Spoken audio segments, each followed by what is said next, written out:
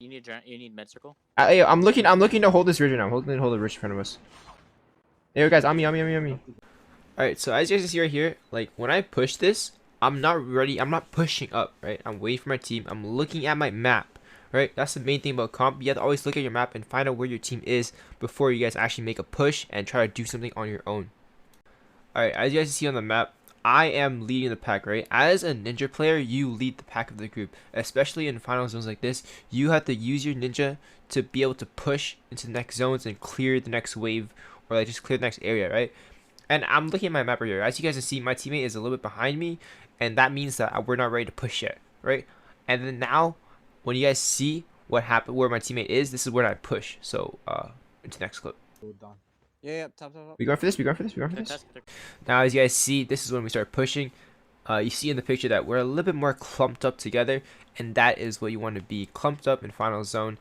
Especially if there's still a lot of players left. I think there's like 10-13 players left in this game, so obviously you want to stay clumped up because we don't know how many teams are left, and we don't know how many players are left on each team as well, right? So I could have been walking into a 1v4 instead of like a 4v4, which is what you're about to see. So yeah, so it's all about watching the map, find out where your team is, and just staying alert in final zone, right? So these zones are always about alertness. You have to be alert of where your team is and just be map aware.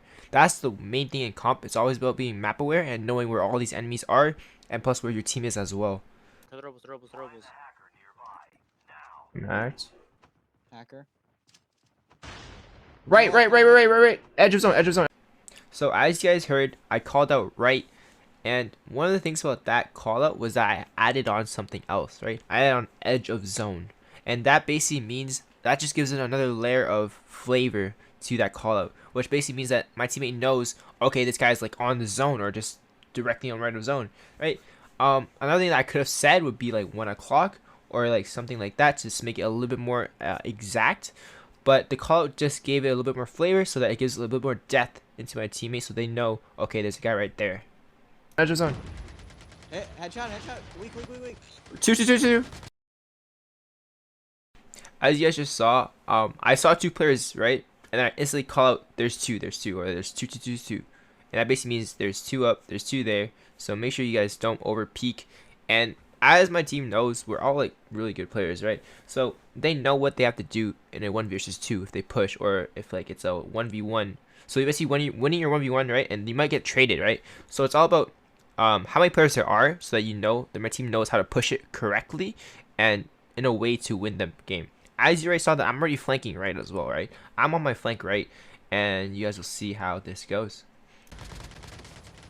Alright, I don't know if you guys saw that there, but as you guys see of how fast I shoot that player and how fast I start rotating and moving away, that's because I know that there's going to be at least one more player, because no one has called wipe yet and no one has called all dead yet, basically. So I know there's be at least one more player, and that basically means that I'm the first player. I'm the first responder. I'm the one on the flank already, right? So I should be able to flank this player before anything happens to my team or any of my teammate gets traded, basically. So I'm already working my way on the flank, on the right side flank, and I'm just gonna keep on going. I shoot him and I go. It's all about being it's all about instincts, right? You gotta move quick. You can't stay still, especially in final zones, because the flank and the push could be coming from them as well, or for the trade, basically. One more. Behind. Got him. And as you guys see, we win the fight right there. We have hill control. Even though that was still unlocked, I did call out one more, so my team does know to not stay still, look around, be able to basically just watch the area, because there is at least one more, because that player is only a knock. Obviously that's pretty common, or pretty like understanding, basically, because like obviously if you're knocked, that means there's another player in your team, so you get revived and all that stuff. So that was just a little in-depth view of how my team operates in final circles and just operates in general, as we are one of the best. We are the best team in North America right now, and it's just a little bit in-depth view of how we communicate in our fights.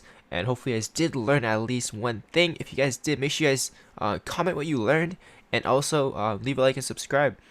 On that, guys, peace out, have a good day. And if you guys do actually like this video, I'll keep on doing this more, because like I don't know, this is like really sick and like super nice to say. Like I don't know, just like reviewing VODs is obviously like another good thing for me as a competitive player, because honestly it's just it's just good, right? I'm watching how I play and I can adapt and just change up my playstyle and just like it's just another view of how I play and how I can understand and study my playstyle and just get better as well, right? So it's both a growth thing for me and you guys.